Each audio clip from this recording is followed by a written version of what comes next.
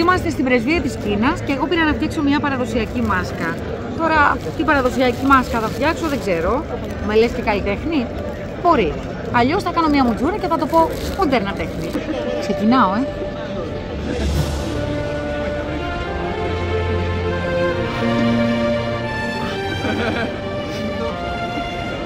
Αν αυτό γίνει όντως μάσκα, θα σας πω και το μυστικό μου μετά.